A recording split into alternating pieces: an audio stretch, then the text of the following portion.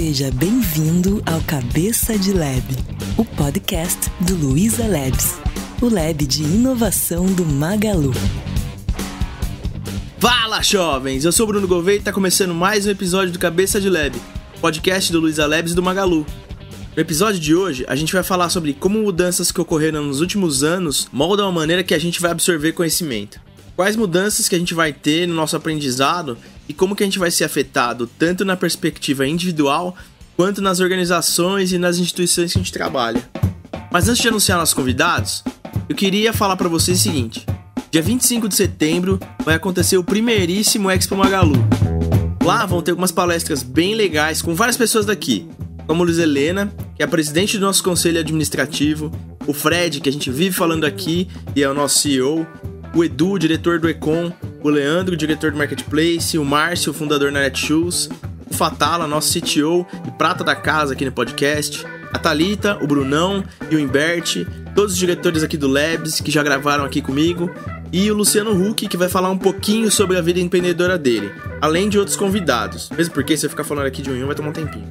Além dessas pessoas que eu falei, para você que trabalha com tecnologia, vão ter várias mentorias especiais, vai ter uma imersão no mundo digital, com um foco especial no Marketplace, e você vai poder conhecer uma galera do Labs que vai estar por lá. A coisa mais da hora desse evento, para você que não trabalha no Labs nem no Magalu, é poder ter contato com a galera que trabalha aqui, tá todo dia no calor da batalha e que tem vários casos e histórias bem legais para contar sobre as coisas que a gente já passou, além de várias experiências legais que a gente tem para compartilhar. Ficou animado? Então se liga só. Para você, bravo ou bravo ouvinte, que chegou até aqui, tem um código de 30% de desconto. Então anota esse código aí, EXPMAG30LabTech.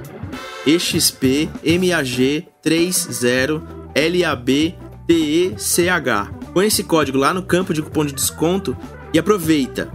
Repetindo, vai ser dia 25 de setembro de 2019, das 9 da manhã às 7 da noite, no Expo Center Norte em São Paulo. Para você que está ouvindo na data de publicação, sexta-feira, dia 20 de setembro, esse evento vai acontecer na próxima quarta-feira. Então corre e se inscreve lá com esse código, 30% de desconto, não perde. Agora chega de jabá e vamos começar o episódio.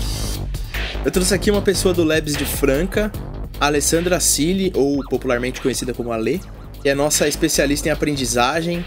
E aí, Ale, tudo bem? Tudo bem, Gouveia. Valeu pelo convite. Valeu. Eu também trouxe aqui os irmãos Silveira. E aí, Paulo, tudo bom? Opa, Bruno, tudo bem? Valeu aí pelo convite de estar aqui de novo com vocês. Obrigado, Bruno, pelo convite também. Um prazer estar aqui pela primeira vez. Oh, valeu demais. Para quem tá ouvindo e não conhece, o Paulo e o Gui, eles são, respectivamente, CEO e Head de Educação da Kaelon e da Alura. E eu também tô com mais uma pessoa aqui, que é o Alexandre Magno. E aí, Magno, tudo bom? Beleza, Bruno. Obrigado pelo convite. Prazer estar aqui. O Magno é fundador da Emergy. Acho que um bom ponto para começar é justamente puxando o que eu falei na apresentação, que é como que os aspectos de mudanças de educação podem afetar, né, individualmente, quem está ouvindo, o mercado, instituições governamentais, organizações corporativas e tudo mais. Como que a gente observa isso ao longo da história? Como que isso afeta, né? Eu gosto de contar uma historinha do Montaigne e de como que a educação mudou, né, na época da industrialização. E antigamente, sei lá, no século XVI, quem tinha educação mesmo, estudava, tinha alguma coisa mais formal de educação, eram os reis, a aristocracia, os duques e assim por diante, né? E o Montaigne, lá, o francês famoso dos ensaios, que tem uns ensaios sobre educação e as crianças, no século XVI, ele foi criado por um servo que só falava em latim com ele, e todos os outros servos eram obrigados, todo mundo a falar latim com ele, e esse tutor dele principal era um alemão, e depois ele teve contato com grego e só às vezes lá no meio da rua que ele falava francês, né? Então olha o tipo de educação que essas pessoas tinham e de repente no século XIX alguém fala, poxa, tá vendo aqui que a gente faz o Fordismo, aqui o Taylorismo, não dá pra fazer isso com as crianças também pra gente dar uma educação básica pra elas? Dá. E aí daí começa a nascer o negócio primeira série, segunda série, terceira série, que é a fila, é uma esteira de produção igual que tem nas fábricas de carro, né? Então entra uma criança de um lado, daqui a um ano sai do outro lado Você aperta uns parafusos no meio desse processo e no ano que vem ela vai para outra esteira, entra de um lado e sai lá do outro lado.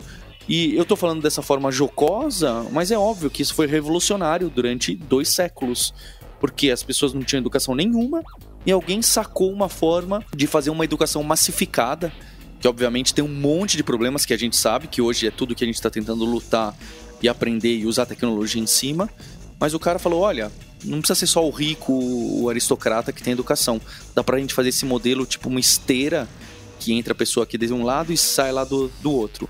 Não é à toa que nesse século a gente está revivendo as novas experiências de escola, tanto de criança quanto de adolescente, para quebrar essa barreira de idade, quebrar essa barreira de disciplina, quebrar a barreira de ter uma série.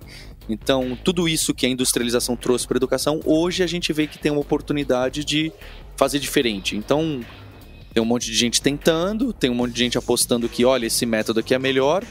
É um pouco difícil de provar, são coisas difíceis de provar, que precisam de um longo prazo. Mas eu enxergo que a mudança vem aí, que eu brinco até que o ideal é que com a tecnologia a gente consiga dar educação pessoal, 1 a 1 para cada pessoa. Eu gostaria que todas as 7 bilhões de pessoas do mundo fossem educadas que nem o Montaigne e tivesse de alguma forma um tutor particular que só falasse latim comigo, que só falasse programação comigo, que só falasse medicina comigo. Não vai dar para ser esse 1 a 1 ser humano, mas com tecnologia talvez dê para passar essa impressão, que já seria algo muito interessante. Com certeza. Teve um negócio que você falou no começo da sua história que você contou, que é um negócio que trouxe a gente até aqui como civilização, que foi esse modelo, né? Como isso não vai levar a gente para os próximos passos, dadas as evoluções tecnológicas que a gente teve, né? É isso mesmo. E o que eu vejo também é que naquela época existia uma necessidade, né? Então partiu-se da necessidade da Revolução Industrial, portanto a padronização da escola e da educação como uma indústria, né? Desde a uniformização até rotinas escolares, e hoje essa padronização não existe mais, né? Então a ideia do ensino personalizado é muito forte, né? Por isso que o antigo, né, o que a gente tem até o momento, tem sido tão impactado pela quantidade de informações que a gente tem disponível na internet. Então, antes, a gente tinha uma limitação no acesso à informação, né? Então, a gente encontrava a informação na escola, né, com poucas pessoas dominando esse conteúdo. Hoje, ele é disponível. Então, acho que a grande sacada é a gente tentar entender como manipular essa informação. Então, através de curadorias, quem seriam os curadores dessa informação, né? E personalizar, porque cada um tem uma necessidade, né? Que não é mais única e não é mais tão padrão como na época da Revolução Industrial. A gente fala uma simplificação da história da educação, né? Mas é claro, você vai pegar lá para trás, antes mesmo de, seja aristocratas, ricos, nobres, seja lá o termo que a gente quer usar para certas pessoas da sociedade. Antes mesmo disso, teve uma educação muito forte ligada à importância da religião, às liberal arts também antes, então muito das línguas, né, como o Paulo citou, acho que ele citou latim, né, mas também outras línguas, grego, etc. Então, mesmo, sei lá, em 1700, você vai ver fotos, né, que são desenhos da época, de escolas, ou começo de 1800, e você tem escolas que não têm o molde de hoje, e que mesmo hoje a gente tenta recuperar algumas coisas daquela época, e que não é do 1 a 1. Então, teve uma época de 1 a 1, mas teve lei desde, sei lá, 1000 anos atrás, 2000 anos atrás, também tinha o ambiente escolar, né, de academia, ou seja lá o que for, não necessariamente o termo de universidade, também teve universidade mais para frente, né?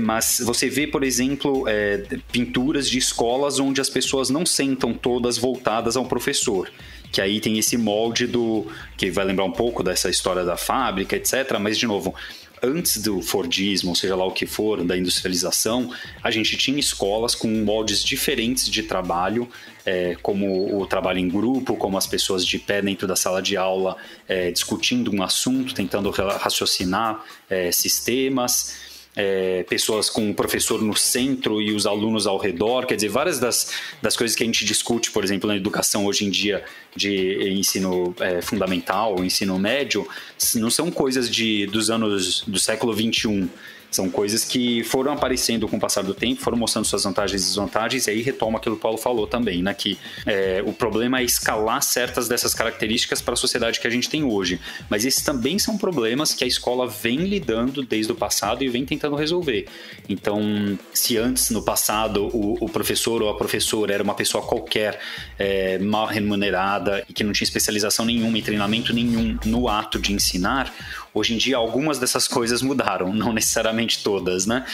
Mas algumas coisas dessas mudaram, né? Assim como antes só professoras eram só mulheres, né? Em algum momento aí a sociedade só permitia mulheres, né? Só aceitava que mulheres fossem professoras, e depois isso foi aberto, só aceitava que alunos fossem homens e isso fosse aberto, né? E várias outras questões do gênero. Então a escola não foi um salto simplesmente do mentor para a linha de produção e agora estamos revolucionando com a educação digital. Teve 1000 coisas que aconteceram aí nesse caminho, desde seja lá quando for, né? Cada canto do mundo teve uma história da educação diferente, e a gente resume bastante e simplifica bastante essa discussão de educação quando a gente simplifica nesses 3 pontos, né? Mentoria, industrialização e digitalização. Então é um assunto bem complexo aí da gente discutir. Guilherme, ainda tem uma quarta ponta que eu acho muito importante de toda essa história aí, que a gente pode, acho que se tornou em evidência mais ali na parte no período do iluminismo, né, onde na verdade o colocar mais pessoas dentro das escolas e das salas de aulas como um mecanismo de padronizar pensamento, né, de padronizar comportamento. Aí entra um viés social mesmo da educação, né, que eu acho que também foi talvez até mais decisivo para o formato de escola que a gente tem hoje, que é chamada de escola tradicional, do que a questão do Fordismo, da linha de produção. Mas como você falou, é um assunto extremamente denso que tem 500 pontos para amarrar, né? Com certeza. Eu acho que, pelo que vocês falaram, foi como toda mudança, foi gradual, mas a gente tem mania de achar que a gente está inovando, né? Nesse século aqui, criando tudo zero, então acho que é legal vocês trazerem essa observação.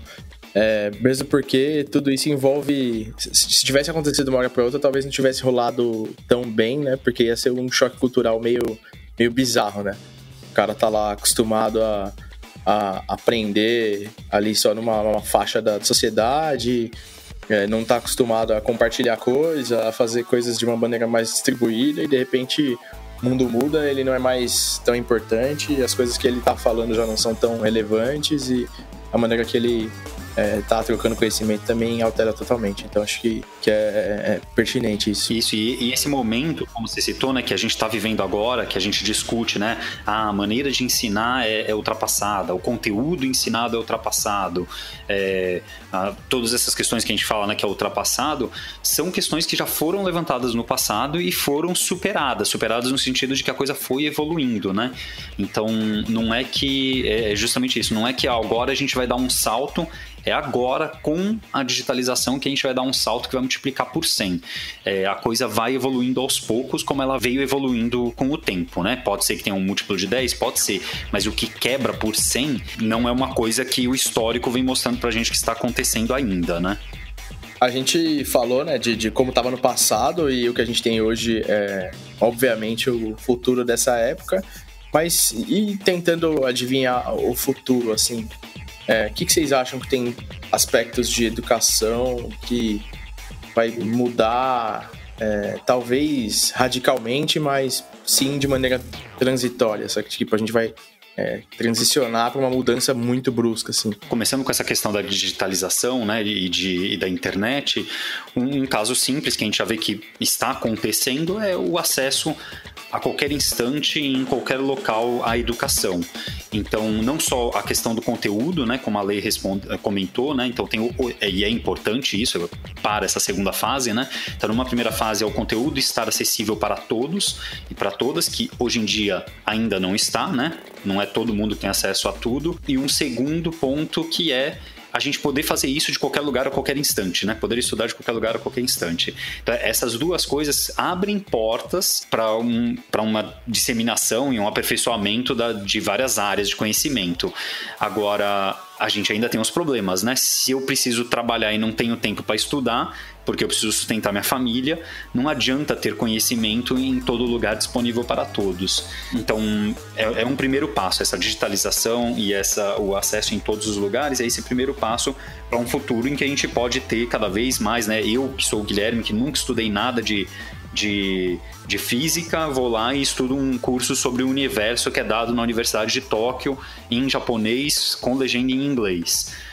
Isso pode acontecer e eu posso, de repente, misturar o meu background de matemática, de computação e de outras coisas com esse conhecimento de um professor e professora do Japão por causa disso tudo. Então isso já está acontecendo, só que a escala disso acontecer ainda é muito pequena, né? Porque, de novo, ver as plataformas que disponibilizam esse tipo de conteúdo, né? Vários tipos de conteúdo online, o acesso ainda não é a todas as pessoas, né? Não é todo mundo que tem acesso a esse tipo de curso. Eu acho que um ponto bem interessante que a gente vê nessa evolução e que eu acho que também está ligado com os passos que a gente vai dar é a proximidade, né, do que você, da forma com que você usa aquilo que você aprende, né? Então eu gosto de utilizar uma metáfora vamos pegar a educação e fazer uma metáfora aí de você aprendendo piano, né? Aprendendo a tocar piano. Então, imagina ali, há 100 anos atrás, você aprendia a tocar piano num piano que não emitia som. Então, tinha alguém ali te ensinando as notas, você estava fazendo os movimentos, apertando ali nas teclas, mas você não tinha um feedback do som daquilo ali. Então, na verdade, você não sabia se você estava criando música, você sabia apenas teoricamente que você estava criando música e o teu professor, o teu instrutor ali estava te respondendo. Com o passar do tempo, né, cada vez o som foi se aproximando, né, nessa metáfora. Então, você apertava a tecla ali, o delay já não era tão grande. Então, a gente chega num mercado de hoje onde cada vez mais as coisas os tópicos, o conteúdo que as pessoas que aprendem tem que estar muito próximo do mundo real e principalmente quando a gente fala profissionalmente, tem que estar muito próximo do mundo real, senão o mundo real já emite o som da nota ali mostrando que está errado, mostrando, olha, você aprendeu isso aqui, não está servindo para você utilizar, ou não funciona aqui no teu trabalho. E aí o digital que o Guilherme está falando, eu acho que ele ajuda muito a aproximar até chegar num ponto futuro onde o nosso aprendizado, na metáfora do piano, você apertou ali a tecla e você recebeu o som imediato para saber se aquele teu aprendizado é útil, é aplicável ou não. Até levando um pouquinho disso do exemplo que o Magno deu do piano, né? Uma outra vertente que tem hoje em dia são as simulações. Pessoalmente, eu, pelo que eu entendo de ler paper ou coisas do gênero, há simuladores de situações. Então, por exemplo, um simulador de avião, né? Aquele simulador real, né? Real entre aspas, porque é um simulador, né? Mas parece real. Ele serve como uma forma de aprendizado muito rica, de verdade. Então, criar simulador de um braço robótico pela NASA, um braço robótico lá no espaço, e você simular isso aqui antes de ir operar o braço robótico lá da estação espacial, né? Então, esse tipo de simulador é provado que tem ganho no aprendizado. Então, criar simuladores de várias situações do mundo real enriquece e acelera o aprendizado, né? Parece que existem conclusões nesse sentido. O problema é que criar simuladores é super caro, né? Mesmo com a popularização da programação, do desenvolvimento, da robótica, é muito custoso e trabalhoso criar um simulador de qualquer coisa, seja de um piano, né? Ou seja de um braço robótico espacial ou de um avião. É claro que vai ficando mais simples, você rodar um simulador dentro do seu computador é uma história, mas você ter toda a estrutura, né, física é bem diferente. Porém, é mostrado que tem ganhos. Sim, você... cada vez que um ambiente tem que simular ou emular uma coisa relativamente mais biológica ou mais parecida com o mundo real, a complexidade é gigantesca, né? Tem um negócio curioso que você falou, que eu penso o seguinte: quando eu comecei a trabalhar com programação, eu comecei a trabalhar com COBOL.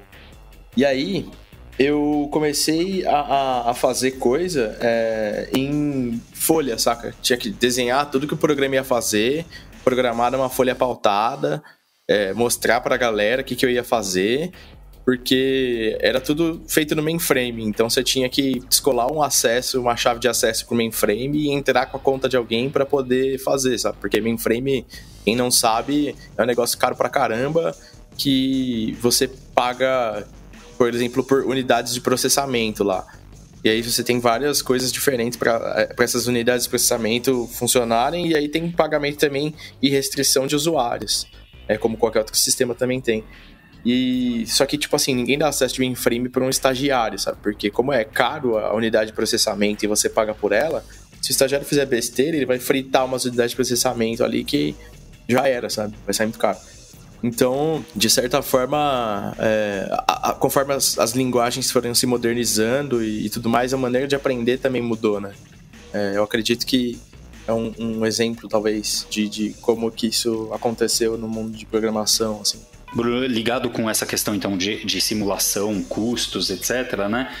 Você tem o teclado digital, né? Que é um simulador de piano, entre vários outros instrumentos. Você tem os pianos digitais. Mas ia citar também, existe uma questão que apareceu no passado, que era o simulador de ambiente de desenvolvimento. Então, trazendo agora para a educação adulta e essa área de desenvolvimento de software também, de novo, né, como você estava citando de COBOL, alguns anos atrás, talvez uns 6 anos atrás, para 3 anos atrás, estava bem na moda esses sites que têm ferramenta de simulação, por exemplo, de um ambiente Python, ou de um ambiente Java, ou de um ambiente C#, ou de um ambiente PHP, seja lá o que for, né?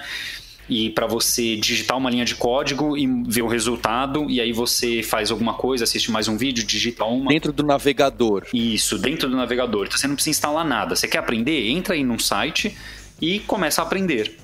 Então ele tira a barreira inicial de aprendizado, né?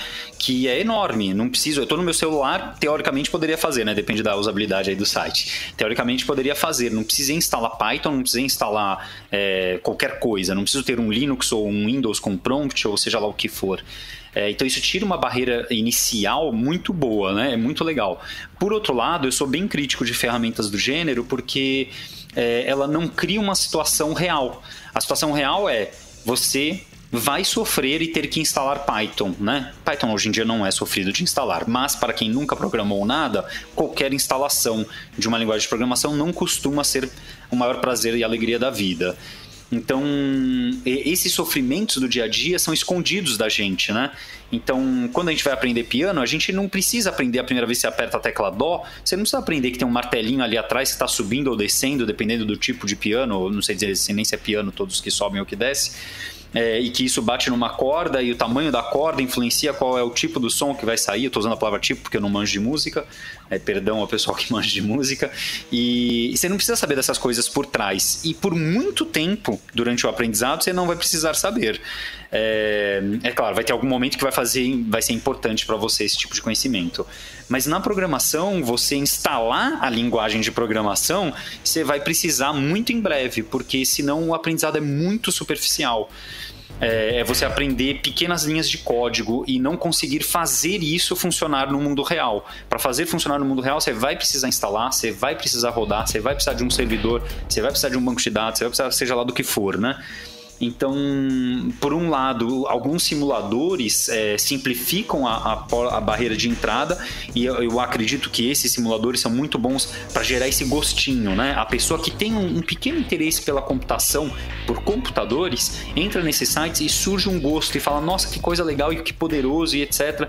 E usa por um tempo. Daqui a pouco, precisa passar para frente, instalar e sofrer como a gente sofre no dia a dia, para entender que a realidade é diferente, né? Pelo menos por enquanto, que a gente não programa, a maior parte das pessoas não programa no navegador no dia a dia. E por mais que existam maneiras de virtualizar e containerizar, eu acho que a gente ainda está relativamente distante de ter um lugar que a gente põe um novo colaborador e fala, tá aqui o ambiente todo, você não precisa fazer nada, é só começar a trabalhar, sabe? Esse ambiente de software e desenvolvimento é bem complexo, né? Então, e melhorou bastante, assim. Quando eu comecei a mexer com Linux, eu comecei mexendo com Slackware. Quem já mexeu no Slackware sabe que não tem nada, assim, sabe? Tem que fazer tudo na unha, tipo... eu aprendi bastante coisa, mas doeu mais do que se eu começasse hoje, por exemplo. Eu acho que o Magnus estuda bastante esses modos novos de ensino também, né? Na Kailo Nalura tem você, Guilherme, né, o Bugão, a Maíra, o Alberto, o Jefferson, tem muita gente que também estuda essas coisas, mas eu queria saber tanto do Magno quanto da Ale, o que vocês veem nas empresas, como eles estão usando internamente, porque a Ale no começo falou bastante disso, antes da gente começar a gravar, né, de como funciona essa troca de conhecimento, gerar esse pareamento para uma pessoa ajudar a outra. E quando a gente faz treinamento grande corporativo, a gente vê que o resultado melhor nas empresas não tem milagre, né? Não tem disrupção, não tem segredo. Os times que estão mais engajados em ter um mentor que apoia o outro e tem alguma forma de cobrança, um peer pressure bem pequeno, são as equipes que têm um resultado de aprendizado melhor, sabe? E que conseguem dedicar um tempo para focar no estudo e não deixar o trabalho. Não, eu estou estudando enquanto estou trabalhando, tudo muito exageradamente misturado, mas tem alguma forma isolada, parece que tem um resultado melhor. O que vocês enxergam? Como que vocês fazem isso no Magalu? Como que o Magno fez isso em algumas empresas? O que eu vejo muito é que o colaborador aqui dentro que compartilha o que ele aprende muito mais. Então, o que a gente faz aqui dentro é estimular as pessoas a compartilharem o pouco que elas sabem, né? Porque muitos profissionais acham que precisam dominar 100% o assunto para compartilhar com alguém. Quando eu quebro essa barreira, quando eu falo para ele que, olha, o pouco que você sabe é muito para o outro que está começando, a gente já começa a observar essa prática dentro dos times e nitidamente a gente vê a evolução dos times dentro da corporação. Eu gosto muito do modelo em que a gente reúne, né, das guildas, que a gente se reúne para evoluir um tema aqui dentro. E são temas que estão sendo discutidos amplamente dentro da corporação, né? Ou quando a gente fala em desenvolvimento, eu tenho grupos que discutem linguagens, né, e evoluem os profissionais dentro do Magalu, dentro do Labs, né? Eu acho que essa troca é muito rica, porque através da troca, do compartilhamento, eu consigo entender a minha lacuna de conhecimento, né? Buscar informação, né? Compartilhar com o outro e essa evolução, né? ela se transforma em cadeia. Para a gente aqui funciona muito bem, né? Nós temos momentos em que isso acontece. Eu tenho colaboradores voluntários, treinando colaboradores. Isso traz um resultado enorme, porque são treinamentos muito práticos, conectados ao conteúdo do dia a dia, né? Então isso pra gente é muito rico, porque o colaborador sai do treinamento já aplicando o conteúdo que ele aprendeu. Então o objetivo é muito palpável, né? E no dia a dia isso também acontece, né? Na troca entre as equipes, no compartilhamento. Eu acho que hoje a gente tem alguns colaboradores que são referência, e isso dentro da corporação para a gente é muito importante, né? Você ter aí curadores de conteúdo que ajudam nessa disseminação, nessa troca. Quando a gente faz isso dentro da empresa, eu consigo experimentar o conteúdo, vivenciar o conteúdo, e a aprendizagem é muito mais rica, né? Eu consigo acelerar a curva de aprendizado dos colaboradores. Eu dou um super like aí no que a Lê falou. Eu acho que tem dois pontos. Quando a gente fala de aprendizagem, principalmente profissional, tem pelo menos dois pontos que a gente deveria separar, né? Então, por exemplo, o Bruno falou aí, poxa, a gente está distante, mas imagina um dia que o profissional chegar dentro da empresa e aí vai estar lá a máquina toda configurada, ele pode chegar e trabalhar, já vai estar tudo pronto, com tudo automático, digital, etc. Então a gente vai conseguir melhorar o trabalho dele. Então tá tudo pronto, mas daí em 5 minutos chega uma pessoa do lado dele lá, um chefe que fala de uma forma um pouco mais rude, e aquela pessoa não sabe lidar com a situação. Então aí a gente vê uma separação do que eu costumo chamar de conhecimento ou lidar com situações intelectivas e subjetivas. Então a gente vai para aprender uma linguagem de programação ou situações mais intelectivas onde você tem um certo ou errado, né? Parece que o mundo, o digital, ele está muito mais próximo de ajudar as pessoas, de fazer com que o que a pessoa aprenda ali, ela já consiga aplicar no mundo real dela. Mas quando a gente vai para situações mais subjetivas, como a pessoa chegou, o chefe chegou de um jeito um pouco mais rude do lado, e a pessoa não soube lidar com aquela situação, como é que a pessoa lida com aquela situação, né? Como é que ela aprende a lidar com aquilo? E aí tem muito, a bandeira que eu levanto é muito no que a Ale falou, a questão de colocar, como hoje a gente vive numa sociedade de profissionais de conhecimento, então colocar as pessoas para compartilhar conhecimento, né? A gente tem até lá na Emerge um mantra que compartilhar é o novo ensinar, né? Porque a gente sempre falou muito daquela questão do ensinar é a melhor forma de aprender hoje.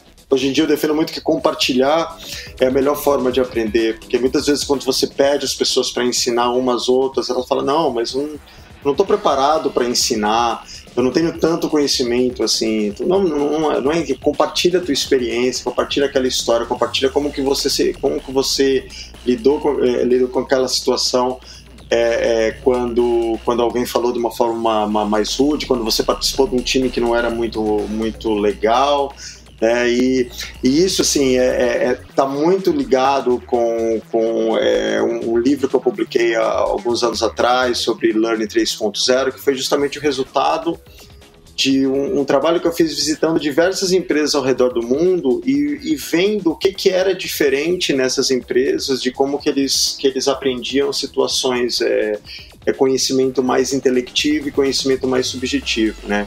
E as grandes empresas que a gente admira no mercado, ou puxando até para um lado de sociedade, né, as melhores sociedades de países que a gente olha e admira, você vê que essa questão do compartilhar o conhecimento, a situação, tá no cerne de todos os processos de aprendizagem que eles trabalham para conhecimento subjetivo.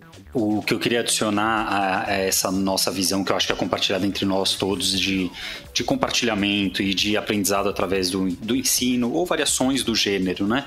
Era como que a gente não cai na própria armadilha do passado, que a gente citou lá do começo, da educação como uma forma de pasteurização da sociedade, sabe? Então, como é que eu faço para que uma pessoa que é introvertida, ou que não tem o interesse pessoal de fazer, né, de estar todo dia tendo que conversar sobre o que aprendeu, né? Por exemplo, entendeu? Como que eu faço para que eu aceite pessoas com perfis diferentes de lidar com a vida, né? Não é questão de aprender de maneiras diferentes, não estou falando modos de aprendizado, estou dizendo de lidar com o dia a dia e com os problemas da vida dela e com as facilidades da vida.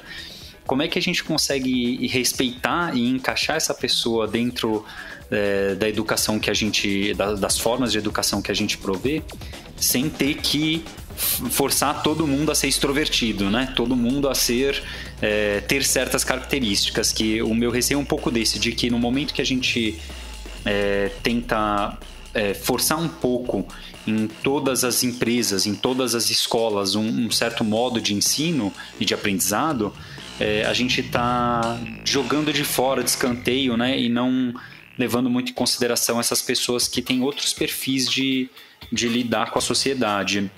Eu sei que a gente já comentou no passado, o Magno comentou no passado, rapidinho só, o Magno comentou no passado de que não existe um certo e errado, né? Então, justo isso, não existe, isso que a gente está discutindo, né, do compartilhar, não é simplesmente o certo e acabou, né?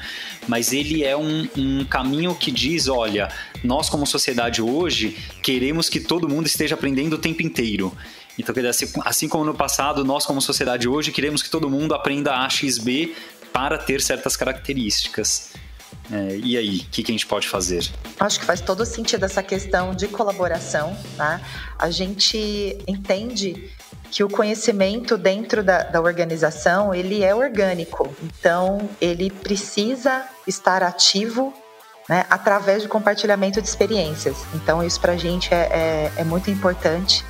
Ter acesso, né, então o conhecimento estar acessível, né, aqui dentro também é um outro fator muito importante. Então, através de pessoas, através de livros, de internet, então ter essa informação, né, na verdade, acessível, para a gente conseguir transformá-la em aprendizado através de trocas de experiências e no dia a dia, né, integrando aí o trabalho ao aprendizado. Então, a empresa, eu vejo que a corporação, ela precisa também proporcionar alguns momentos para que isso aconteça. Então, eu sou protagonista do meu aprendizado, eu compartilho o conhecimento com os meus colegas, isso é orgânico para mim, tanto em relação a habilidades técnicas, né, hard skills, quanto soft skills.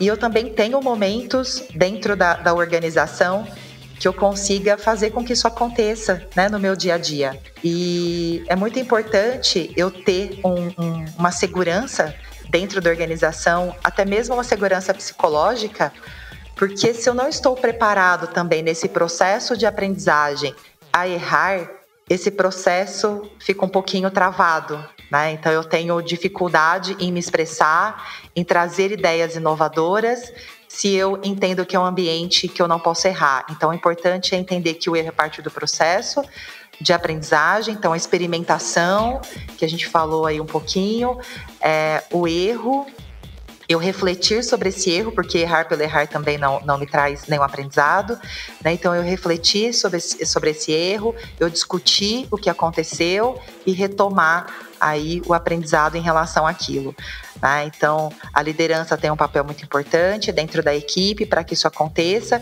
e para que essa tensão criativa, né, esse estímulo do aprendizado esteja sempre ali constante dentro das equipes. Então, acho que é eu acredito muito que é um conjunto de fatores que façam com que essa troca orgânica, que esse compartilhar aconteça sem barreiras ou com o mínimo possível. Então, eu acho que é meio contrassensual com a dinamismo, sabe, dos mecanismos de hoje, do dia a dia, a gente querer forçar coisas do tipo, você tem que seguir isso para aprender, você tem que ter esse método aqui, só ele vai funcionar e tudo mais. Eu acho que isso é um reflexo, né? A Lê falou de protagonismo, de aprendizado, e o Gui falou de como que a gente lida com a vida e tal. Por exemplo, eu sempre fui bastante autodidata e isso tem coisas boas e coisas mais difíceis, e eu observo que as coisas mais difíceis são coisas que eu acho que vão ser mais comuns conforme a gente começar a ter mais desse modelo de aprendizado sozinho, em casa, modelo que a gente vai ter que ser mais disciplinado e desenvolver outros skills relacionados a como que a gente vai justamente ouvir uma coisa mais dura e sabe, não desmoronar. Eu acho que tem um desafio, assim, nesse termo. Eu tenho um pouco de receio em relação à aprendizagem isolada, né? Eu acho que o introvertido, aí voltando ao conceito do introvertido, né? Eu acho que ele também ensina muito através de atitudes. Ele não precisa ser extrovertido para compartilhar algo, né? Eu acho que a forma como ele se comporta, então é uma questão acho que volta muito ao desenvolvimento de habilidades que a gente fala, né, que são socioemocionais, né? Então eu aprender um pouquinho sobre empatia, então eu que sou extrovertido, olhar para o outro que é introvertido, entender a postura dele em relação ao aprendizado individual dele, respeitar aquele momento, né? Entender através de observações, o que ele entrega, como ele se comporta, né? Eu acho que é uma forma de transmissão aí de conhecimento também, né? O aprendizado isolado, eu acho que ele acontece, só que quando eu consigo compartilhar, não só expondo verbalmente o que eu aprendi, mas produzindo alguma coisa, gerando resultado, gerando um insumo daquilo, eu consigo compartilhar o que eu aprendi. E é importante que isso aconteça, para eu entender se a informação que eu estou adquirindo, se ela está sendo transformada em conhecimento também. E assim, a gente tem que entender também que as questões elas são muito de você olhar situacionalmente e de você entender se funciona ou não funciona. Eu sou apaixonado por leitura. Se você me perguntar qual é a forma que eu mais gosto de aprender, aqui na minha casa, lendo livros, leio muito. Só que eu admito que uma série de coisas que eu preciso aprender para ser bem-sucedido profissionalmente ou como cidadão, eu não vou conseguir aprender lendo livro. Então, para essas coisas, eu entendo e tenho que admitir que eu não vou conseguir usar minha técnica preferida de aprendizagem para eu poder desenvolver minhas competências naquilo. Ou então eu admito que eu não vou desenvolver minhas competências naquilo porque eu não quero e ponto final, aí é uma escolha. Então, eu acho que tudo é muito de você conseguir ir fazendo essa avaliação como profissional, entender o jogo que você jogar e entender o que é eficiente para cada situação. A questão do introvertido e extrovertido, ele também é situacional. Existem situações dentro da tua empresa ou dentro do teu cotidiano onde você é mais introvertido ou mais extrovertido.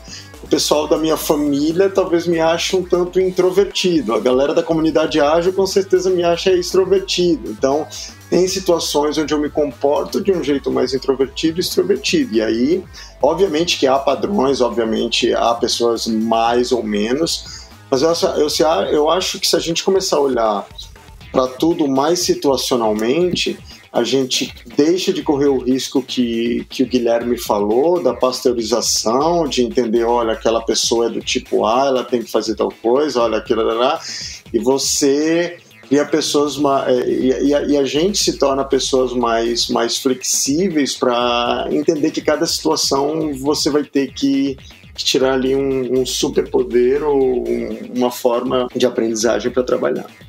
Tem uma coisa do extrovertido aí que você falou que eu acho que é bem situacional, sabe? Bem contextual mesmo.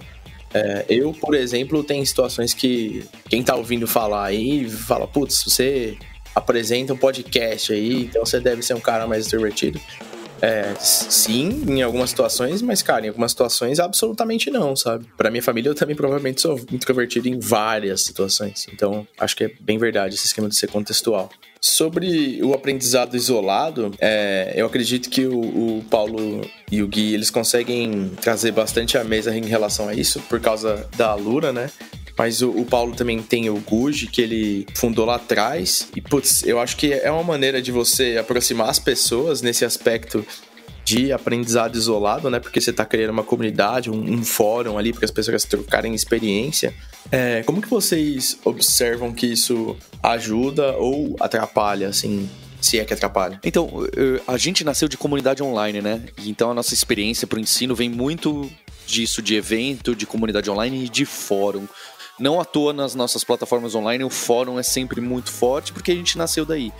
E o que eu enxergo aí já um pouco mais de opinião, tá, Bruno? Para algumas skills que são super focadas, que é exemplo, por exemplo, uma linguagem de programação, um detalhe específico delas, o estudar online, mesmo que sozinho, pode funcionar muito bem. Qualquer coisa que já envolve algum tipo de discussão ou que vai ter uma opinião sobre boa prática, sobre o design de código, qualquer ambiente que favoreça a comunicação e colaboração, online ou não, você já vai ter um ganho melhor, talvez não de ganho de aprendizado, mas certamente o ganho das pessoas terem uma barreira menor para aprender, delas se sentirem mais à vontade. Então eu acho que a grande sacada do estudo que as comunidades podem te trazer e o ensino online pode tentar trazer é você não se sentir sozinho. É justo você não se sentir sozinho. E é onde a gente luta, né? A nossa plataforma para chegar nessa direção. Nenhuma plataforma no lugar no mundo conseguiu desvendar isso e fazer de uma forma incrível e inacreditável, sabe? Óbvio, tem lives, tem momentos que as pessoas trabalham juntos, em grupo, que eu acho fantástico, mas de encontrar alguma forma que a tecnologia consiga resolver isso que no presencial é muito interessante. Você sentar do lado, que é o que a Ale colocou, né? Você sentar do lado de uma pessoa e falar, deixa eu te mostrar isso aqui também. Porque mostra o que a paixão da pessoa, tem tudo um tempero ali a mais que vai trazer alguns ganhos bem subjetivos e difíceis de serem mensurados, mas que eu acredito bastante. Então eu acho que essa parte de comunidade, você se sentir, eu faço parte do Guji, eu faço parte da Alura, eu faço parte do Magalu porque eu escuto o Cabeça de Lab. Isso já quebra umas barreiras enormes do que eu estou estudando num texto aleatório, num site que eu não sei nem o nome, nem sei quem escreveu isso, por melhor que seja, sabe? Acho que a educação tem muito isso, realmente, de você estar numa comunidade, você participar, fazer parte, independente de introvertido ou extrovertido. Então, eu acho que esse ponto da comunidade que você trouxe do Guji é muito forte. Eu acho, inclusive, já fazendo aqui um outro jabá, né, que a comparação para o Stack Overflow, o Stack Overflow tem muito isso do impessoal, que para eles funciona muito bem, e eu acho que é essencial para você pegar uma resposta específica para um problema específico. É justo o que eu falei. A partir do momento que eu quero discutir o design do meu sistema. Tanto que o Stack Overflow, o cara fala, esse tipo de pergunta não é pra cá. A pergunta aqui no Stack Overflow me dê uma pergunta super objetiva e eu vou te responder, é assim. Passou disso, quando vai ter um discussion, não é um question and answer, é uma discussão mesmo, um tópico. Aí já é mais interessante eu falar, oi Bruno, meu nome é Paulo. Se você escrever isso no Stack Overflow, o cara deleta a sua linha no mesmo instante, né? Porque o objetivo ali é um ensino, né? Um aprendizado super específico de resolver um problema. Onde eu aperto esse parafuso? É aqui. Legal, funciona muito bem ser direto, impessoal e etc. Qualquer coisa que vai pro... tem um toque de soft skill, eu falo isso, eu acho que aí já começa a ficar essencial você saber quem é do outro lado, quem é seu instrutor, quem é sua instrutora, chamar pelo nome, apertar a mão, seja virtual ou não. Isso começa a ter um ganho grande. Paulo, eu não tenho muita experiência com plataformas, mas o que me encanta nesse mundo é a disponibilidade, né, do conhecimento, do conteúdo. Quer dizer, o acesso é ilimitado, eu acesso de qualquer lugar, a todo momento. Então isso é super bacana, eu acho que vai muito ao encontro do que a gente está discutindo aqui, que é como aprender, né? Onde aprender. O online está ali a todo instante, né? Eu acesso da minha casa, do meu trabalho, compartilho com a minha família, compartilho com os meus amigos, se for o caso, né? Ou estou lá concentrado, lendo, aprendendo conteúdo. O físico, o presencial, ele tem essas limitações, né? Eu tenho um momento para isso acontecer. O online não, né? E eu posso também participar dos fóruns, das lives, a todo instante, né? Então esse acesso à informação de forma fácil, de forma rápida, me encanta muito. Eu acho bacana isso que vocês falaram. E mesmo no online a gente também tem uns formatos em que tem o esquema de você ter a aula ali na hora, que é uma live, e aí você pode interagir com o grupo e tudo mais, e aí é meio que uma mistura de tudo isso. E aí depois você pode ir lá separado consultar o que foi ensinado e aí consumir esse conteúdo de uma outra maneira, né? O mesmo conteúdo sendo consumido de duas maneiras diferentes, em dois períodos diferentes. Então é legal o contraste que isso causa, né? E o efeito que isso pode trazer. Eu achei legal o que vocês comentaram. A Lei também comentou a questão do acesso ilimitado, né? É uma coisa que eu achei pessoalmente super legal na Alura, que foi sem querer no começo e hoje é uma decisão proposital nossa até esse instante, né? Que é você acessa todos os cursos da Alura. Então você é uma programadora de Python, mas você tem acesso a todos os cursos da Alura. E você é uma pessoa de Data Science, mas você tem todo o acesso à Alura. E o porquê disso, né? Então, às vezes a gente recebe de vez em quando uma mensagem falando não daria para acessar só os cursos de SQL, ou só, né? Quero acessar só os cursos de SQL, ou só os cursos de Python. E aí o que acontece, né, o que acontecia no passado, a gente viu acontecendo e fomos aprendendo aí chega um momento em que muita gente quer fazer um curso de, por exemplo, GitHub. E aí não tá nesse daí. Ou quero fazer o curso de hábitos, né? De produtividade, ou um outro assunto que não tá naquele pequeno universo que eu tinha escolhido para mim. Então, a verdade é que à medida que a gente aprende, a gente descobre o que a gente quer aprender. E esse acesso ilimitado, né? Não só de horário, mas também de conteúdo, ele abre as nossas portas, né? Para áreas que a gente vai cada vez se distanciando mais e explorando mais, né? E se tornando cada vez mais aquele profissional em forma de T. Eu não lembro qual é o formato, né? Acho que é de T, que a gente se especializa, mas ao mesmo tempo generaliza um pouco nas áreas vizinhas. Então, essa sacada do acesso limitado eu acho super legal em algumas plataformas também. De novo, não é que é a única forma de aprender. Bruno, você mesmo citou a questão do live, não live, etc. São outras formas de ter cursos online. Mas eu acho legal esse do ilimitado que abre isso, abre portas para a gente explorar outros lados nossos que a gente não necessariamente estava vendo logo de cara. O negócio legal do acesso ilimitado é que isso remete bastante a esse modelo de plataforma, né? Em que você faz conexões com conexões, né? De dois lados, de quem fornece conteúdo, de quem está aprendendo e deixa isso ficar vivo e sai aprendendo ao longo disso. Acho que aprender é a palavra-chave para essa nova onda de modelo de dinamismo, iterações e mudança constante que a gente tem no digital, né? É bem bacana, e assim, a gente vê isso aí, tá extrapolando as barreiras, a barreira do online, tá? Então, por exemplo, a gente vê ali no trabalho de escola, de conhecimento que a gente faz ali na Emergy com as empresas e o pessoal da empresa. Então, por exemplo, tem muitas pessoas de ágil que são associados nossos, mas a gente tem esse conteúdo ilimitado também. Então, por exemplo, tem um assunto de RH, que de repente a pessoa que é Agile Coach, né? Então isso acontece até com pessoas do Luiza Labs que participam lá com a gente. Então, vai estar vindo uma pessoa de uma outra empresa falar sobre como tem funcionado o RH na empresa deles para desenvolver as competências dos profissionais. Então, às vezes, a pessoa nem tá naquela área, mas ela enxerga assim, poxa, tem alguma coisa interessante, eu vou lá. Então, ela se aproxima de outros assuntos que talvez, antecipadamente, ela nem enxerga uma conexão daquilo com o trabalho dela, mas pelo fato de estar disponível, de estar ali acessível, ela passa a ter contato e ver uma série de portas se abrirem. Ligado com essa questão do aberto, né? Tem um colega, o Maurício Anish, que ele falava sempre pra mim assim, eu tento ler e assistir palestra e de pessoas que falam o contrário do que eu falo, para tentar ver onde que eu tô errando, o que eu tô aprendendo, o que eu tô deixando de lado, o que eu não tô pensando. Então, né, tô levando um pouco ainda na área, por exemplo, se eu sou programador ou programadora, ainda na área de programação, né, não é aberto no sentido de ir para outras áreas, mas de visões diferentes também, né? Muitas vezes a gente no nosso aprendizado tenta seguir só um caminho, e, né, que é aquilo que é o mais parecido com a nossa forma de pensar.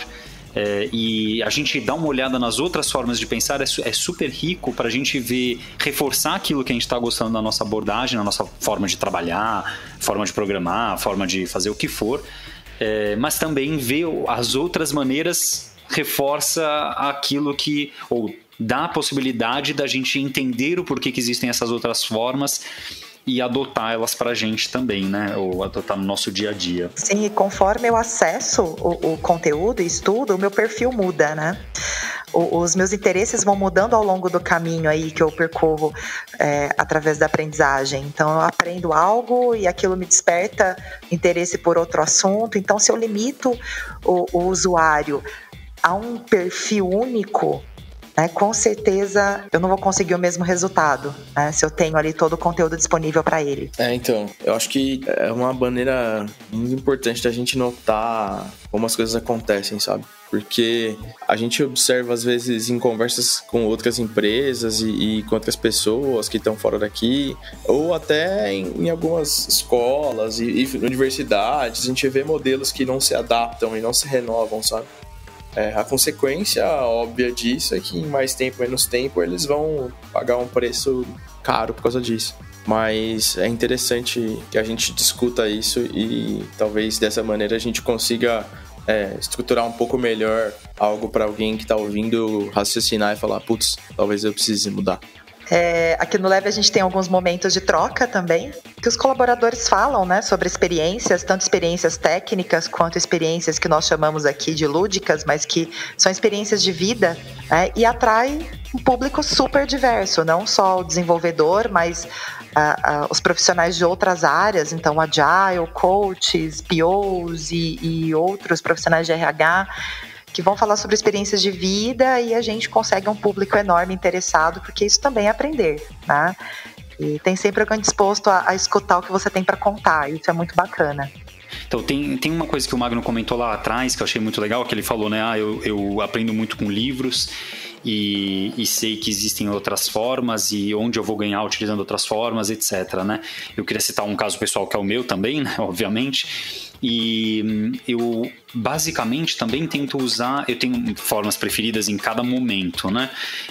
Então eu leio muito livro, então eu tenho uma tecnologia nova que eu tenho que criar um curso, né? Como eu sou responsável por criar cursos e pelos professores que criam cursos dentro da Alura, junto com o Nico e com o Bugan e o Vasco, eu tenho que estar sempre aprendendo muita coisa. Então, de repente, decidi que vou estudar Clojure para criar vários cursos de Clojure. Então, eu tenho que ler muito, eu tenho palestras para assistir, eu tenho cursos para fazer, eu tenho pessoas para conversar, eu tenho meetups para ir, tem muita coisa, né? Tem cursos presenciais, cursos online, tem 1000 caminhos diferentes para a gente aprender, né? Tem o praticar, obviamente, né? Praticar tudo isso, e eu, à medida que eu fui fazendo isso muitas vezes na minha vida, né, tem 15 anos que a gente está aí na Kaelon, vários anos na Alura, etc, então criando conteúdo, então aprendendo para criar, eu fui encontrando o método que funciona melhor para mim. Então, primeiro ler um livro, depois praticar só quando eu termino o livro, por exemplo. Para mim não funciona praticar no meio do livro, eu perco muito tempo. Então, encontrar isso, eu acho que é super legal. Cada um encontrar aquilo que funciona para si mesmo. Em que momento, né? No momento que eu preciso de alguma coisa para amanhã, é um Google ou é o Stack Overflow. No momento que eu preciso de alguma coisa para depois de amanhã, é procurar uma parte de um curso que ensina melhor o pensamento por trás daquilo. Uma hora que eu tô com calma para consumir um conteúdo e refletir durante dias, etc., eu leio um livro com calma. Então, eu tô citando, por exemplo, são usos de livro, né? Não é o único uso possível de livro. O aprendizado tem essa coisa legal de que a gente não precisa ficar refém de um único método ou de uma única empresa. Então é muito comum, você vai me ver, por exemplo, aprendendo em vários modos diferentes, em vários lugares diferentes, em vários sites diferentes.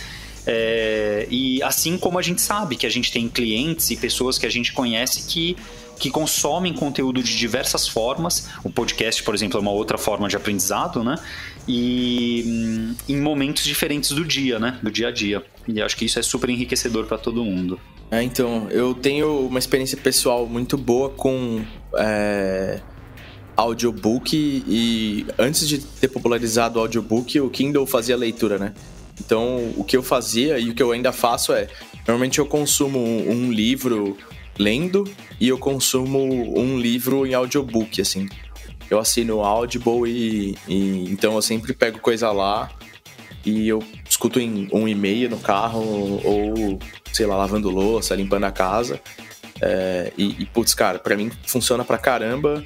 Podcast ajuda muito em explorar coisas que você não conhece, ouvir pessoas que você não conhece e são especialistas em outros assuntos, ou não são especialistas, mas leram e conseguem botar na mesa outros materiais para você explorar conhecimento. Putz, é um negócio de encontrar um modelo mesmo que você falou, sabe?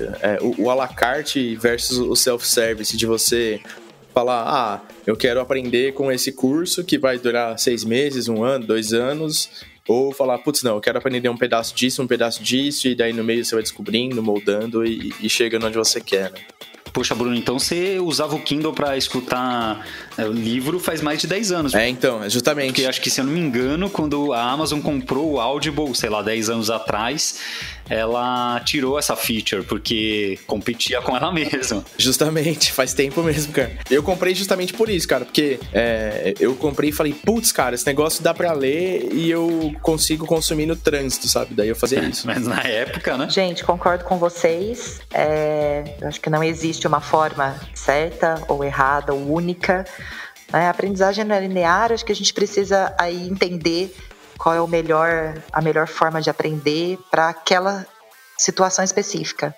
Então depende muito do momento, do que você deseja, do que é necessário para você executar alguma coisa. Então depende da necessidade daquele momento e da melhor forma para consumir esse conteúdo. Bom, então é isso. Valeu aí pela audiência quem tá escutando. Valeu, Alexandre, Ale. Paulo, Gui, pela participação aí. Você pode encontrar a gente no Twitter ou no Instagram por @cabecadlab ou no e-mail cabecadlab@luisalabs.com. Manda lá sugestão, crítica, manda um oizinho também. Ou conta pra gente um pouco do seu caos aí sobre aprendizado. Bom, eu tô no Twitter, Instagram e algumas outras redes como BF Gouveia. Bom, Bruno, obrigado mais uma vez pelo convite. Foi super legal esse papo aqui. É sempre uma delícia falar sobre aprendizagem. Quem quiser acompanhar mais sobre o meu trabalho, sobre o que a gente está fazendo, é só entrar no site da Emergi, Emergi com 2 Es no final.com.br, e me seguir ali no Twitter, no axmagno, e frequentar aí os eventos de Agile, de aprendizagem, que estou sempre misturado aí com o pessoal. Bruno, valeu pelo convite, adorei participar pela primeira vez de um podcast. Aí que venham outros. Valeu, galera. Bem, eu sou Paulo Silveira, você pode me encontrar no Twitter em @paulo_caelum. E o Guilherme você pode encontrar em Guilherme Caelum, @Guilherme Caelum no Twitter. O Paulo fala isso aí porque o Gui caiu da conexão aqui e, bom, tá difícil da gente fazer isso aí. Mas é isso aí. Muito obrigado pela audiência e até a próxima. Valeu. Valeu, Gente, falou. super Tchau, tchau. obrigada. Um abraço. Valeu, um abraço pra vocês. Valeu, vocês também. Cabeça de Lab, o podcast do Luiza Labs, o lab de inovação do Magalu.